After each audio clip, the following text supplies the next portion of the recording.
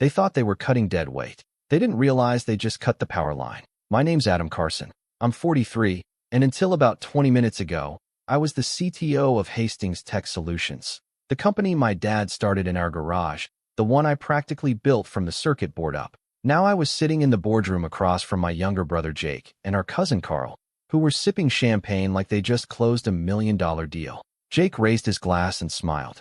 "To the future," he said, finally free to scale. I stared at the folder in front of me. Termination papers. Official. Impersonal. Like they were booting a contractor who'd run out of hours. Carl added, "You were just the IT guy, man.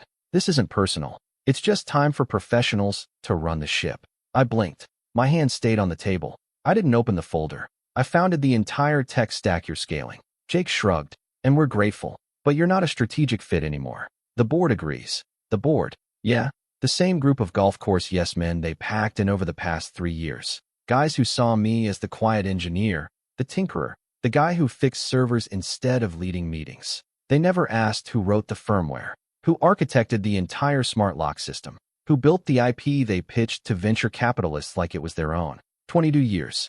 And now I was being dismissed with a line about refocusing leadership. My name wasn't even on the presentation slides anymore. Carl had been calling himself co-founder for months, a title he earned by marrying into the family, not through any actual contribution.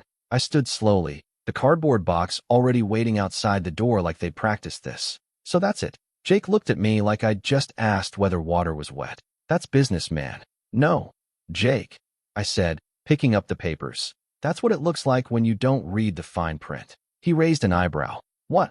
I didn't answer. I just walked out, box in hand. They had no idea what they'd done. I wasn't the guy soldering boards in the back room anymore. I hadn't been for years. What they just fired wasn't an employee. It was the license agreement tied to every single patent that ran their core product. I took the elevator down to the parking garage, the air in my chest finally unclenching. They thought I was just the IT guy. They thought I'd quietly disappear. They forgot who built the house they just tried to lock me out of. And what they didn't know yet, what they would find out in about 48 hours, was that I never signed over full rights to the technology. I kept the crown jewels, buried in dry, legally airtight clauses that they never even bothered to read. As I slid into my car and dropped the box onto the passenger seat, my phone buzzed. A message from Jake. "No hard feelings. Hope you find your next thing." I smiled. Oh, I'd found it. It was called Revenge, and it was already in motion. I started at 19, fixing ancient CNC units in the corner of my dad's garage.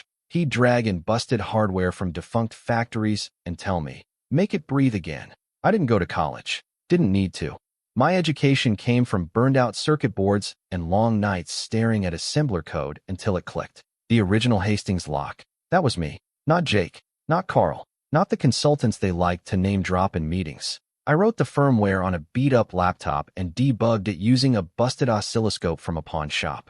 That first prototype lived in my apartment for a year, unlocking my door every night with a Bluetooth signal I built from scratch. When the first patents were filed, I listed them under Hastings Tech Solutions, but I never gave up full ownership. Not completely. I kept my name on the line, quietly, legally. A trick I learned from a friend in grad school who used to say, "License it, don't give it." So I licensed it, to myself, through my employment. And every year, as the company grew, I updated the filings. Patent extensions, modified methods, rewritten code, always under my name. Jake didn't care about the back end. He was too busy memorizing elevator pitches and designing investor slide decks with graphs that went up and to the right. Carl, he loved buzzwords. Scalable infrastructure, agile methodology, cloud-native architecture. All things he couldn't define if his life depended on it. But I stayed quiet. Let them talk. Let them feel smart. Because silence was my shield. They thought I was being passive. What they didn't know was that I was laying the legal groundwork for a counterstrike before they even knew a war was coming.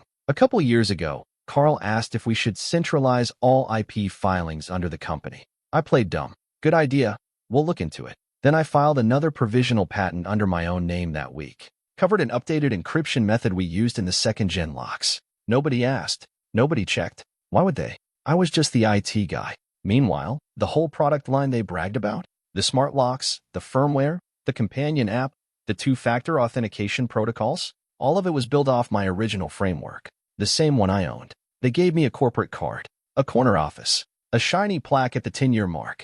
I gave them the keys to the kingdom, but I never gave them the deed. They thought my silence meant submission. What they didn't know was it was strategy. Every smug meeting they ran, every budget they cut, every time they called me non-customer facing, it just made me more patient. And now they fired me, which means every license agreement that gave them legal access to my code just expired. They just nuked their own infrastructure, and they don't even know it yet.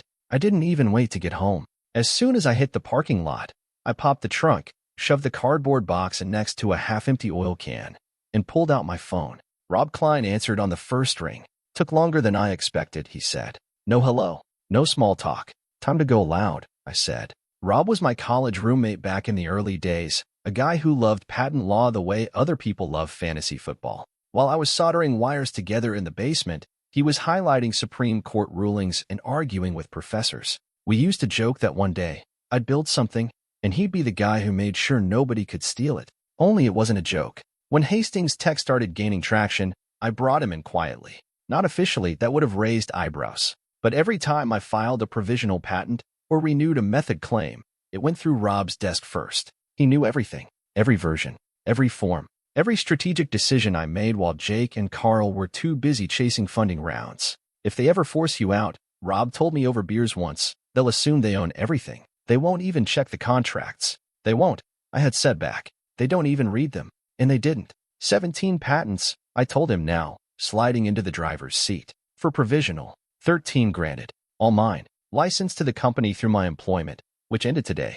There was a long pause on his end, then a satisfied hum. So the clock just stopped? Yup. He didn't even sound surprised. Cease and desist will go out Monday morning. I've had the templates ready for 2 years. I laughed, for real this time. That's why I kept you around. That's why you paid my retainer on time. It felt surreal. Years of late-night coding, lowball salaries, getting called non-essential in boardroom reorgs, all of it led to this moment. Not a breakdown, not a tantrum, a phone call. And then Rob added, almost casually, oh, and remember when Jake pushed to reclassify your role 5 years ago? Yeah, he said it would save money on benefits. It did more than that, Rob said. He moved you from full-time employee to independent contractor for legal purposes. That change just cost them everything. I sat back in my seat, stunned for a second. Wait, you're serious? Dead serious. The licensing agreement was tied to your employment status. They terminated that agreement today, which means they lost the license. I blinked, then a slow smile crept over my face. Holy shit. Rob chuckled. You want me to hold off till Monday? No. Hit them first thing. He paused again. You okay, man? I looked out at the setting sun over the parking lot, at the building I'd practically built with my own hands, the one they just tried to throw me out of. I'm more than okay, I said. I'm finally free. I hung up, started the car, and turned on the radio. Monday wasn't going to start with coffee. It was going to start with legal hellfire. Monday morning, 9:07 a.m., Jake called. I let it ring. 9:13, Carl called, conference room speakerphone. I picked up. You can't just shut us down, Jake barked before I could even say hello. I leaned back in my kitchen chair, sipping coffee from my world's okayest engineer mug. Actually, I said calmly, you did that when you fired me. Carl's voice came through next, tight and forced. Don't be dramatic. This is bigger than you, Adam. You can't hold the whole company hostage over a misunderstanding. Was it a misunderstanding when you removed my name from the product roadmap? Or when you stripped my access to the dev repo 2 months ago? Or was that just part of the plan? I heard shuffling on the other end, whispers. Someone, probably their new head of operations, muttering legal jargon that didn't mean anything anymore. You're making a huge mistake. Jake tried again. Investors are already asking questions. We've got a shipment that's delayed because of this IP lockup. You think that's helping anyone? I stood and walked over to the window. Outside, the neighborhood was calm. Birds on a wire. A delivery guy dropping off groceries across the street. Nothing like the absolute meltdown I knew was happening in that boardroom. I sent you the terms, I said. It's all spelled out clearly in the license agreements. When my employment ends, all rights revert back to me. You had a non-exclusive usage license tied to my contract. You terminated the contract. You terminated the rights. Jake scoffed. No. We bought that tech fair and square. I almost laughed. You leased it, like a rental car. And now you're trying to drive it across the country after your name's off the agreement. Carl cut in again, voice rising. You can't just, this is insane. We have a factory in Tijuana waiting on the controller firmware. We have distributors in Korea, Germany, Canada.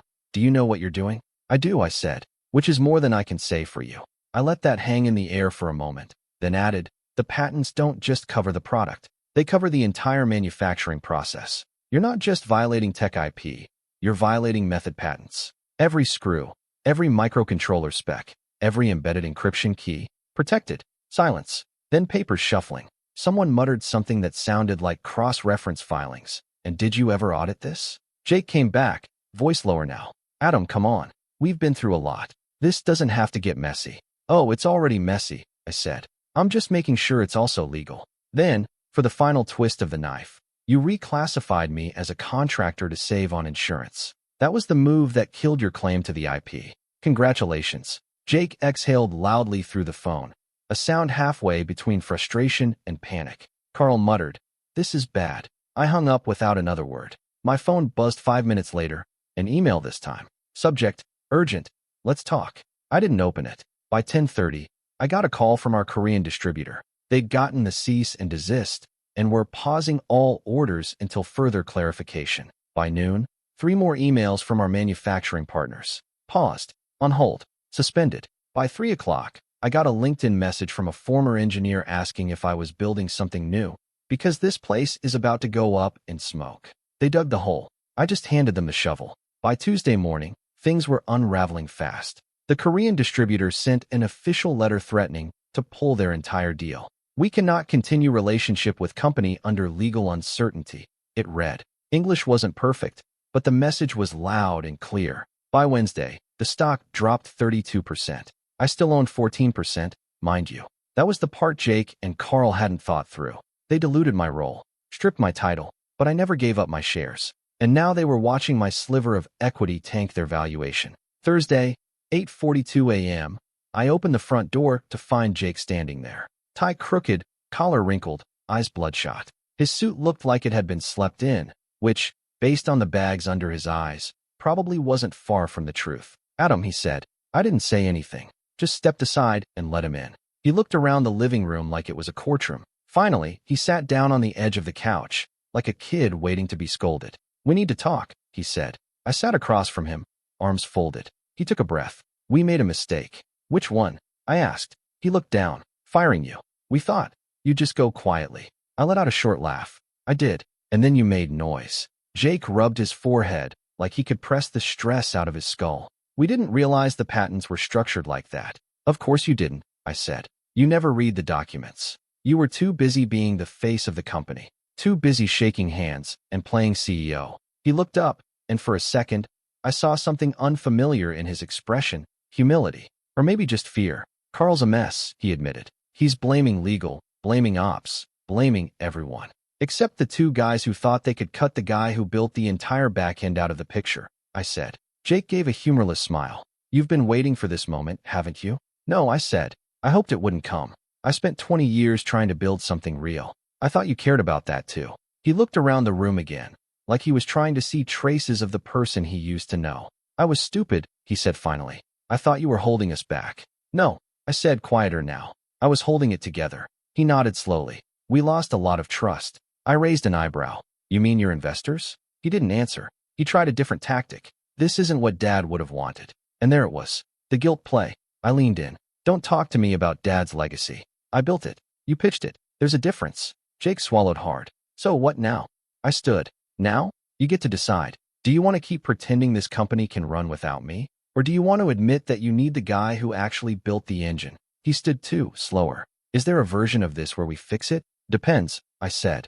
"Do you actually want to fix it, or just stop the bleeding?" He didn't answer right away. Just nodded once, stiffly, and walked to the door. Before he left, he turned back. "You're not going to make this easy, are you?" I crossed my arms. "Was it easy when you fired me?" He left without another word. And I finally exhaled. Not because I'd won, but because they finally understood they weren't just dealing with the guy who fixed the code. They were dealing with the guy who wrote it. Jake showed up again the next day. Suit freshly pressed this time.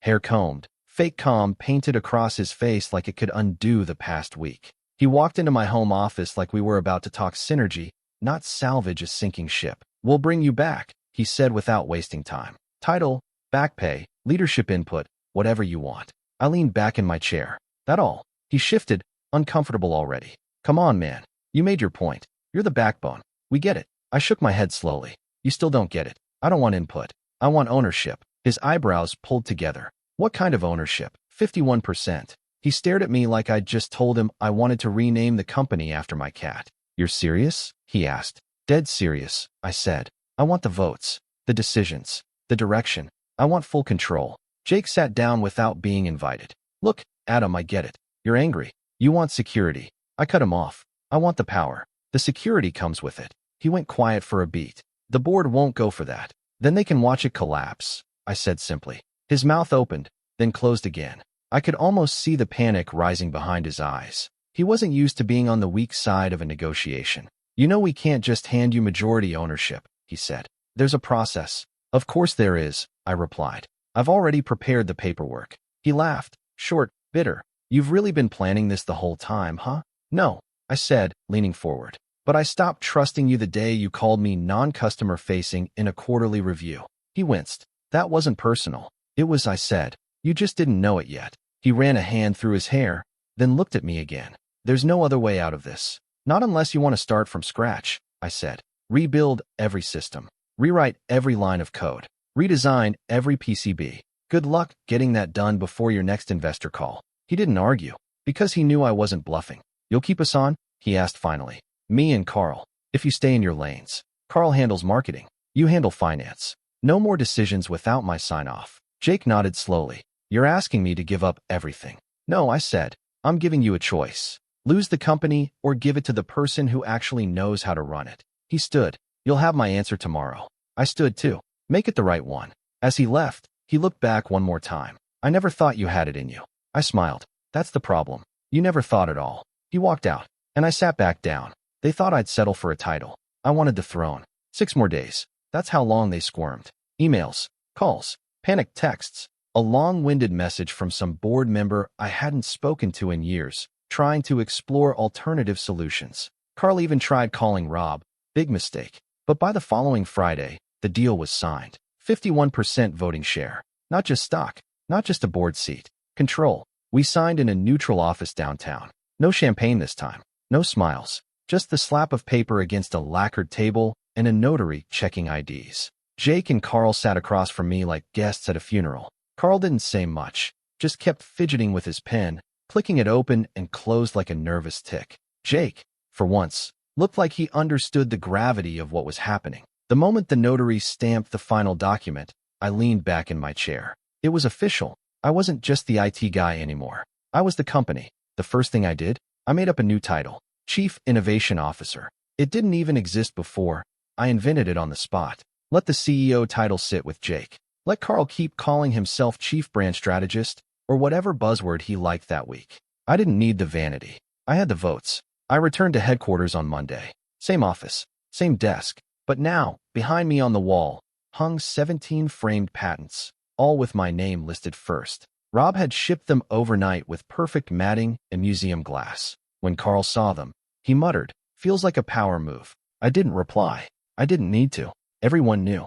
At the first all-hands meeting under the new structure, I stood in front of the whiteboard and said, "This place was built on invention. That's what we're going back to. From now on, recognition is earned, not assumed." Then I dropped the real bomb. We're doing a full audit of engineering contributions over the last 10 years. Patents, source commits, innovation memos, everything. If you built something and never got credit, we're fixing that. The room went still. Then someone clapped. Then another. It wasn't thunderous, not yet, but it was real. I saw faces I hadn't seen smile in years start to soften. We found 3 engineers in that first week alone who'd contributed major breakthroughs and never once saw their names on a document. One had quietly created the energy-saving subroutine that saved the company 6 figures a quarter. He'd never even been thanked. I changed that. That was my first executive order. Not revenge. Correction. This wasn't about punishing Jake and Carl anymore. That part was done. They were still at the table, but they weren't running the show. Now it was about building something better.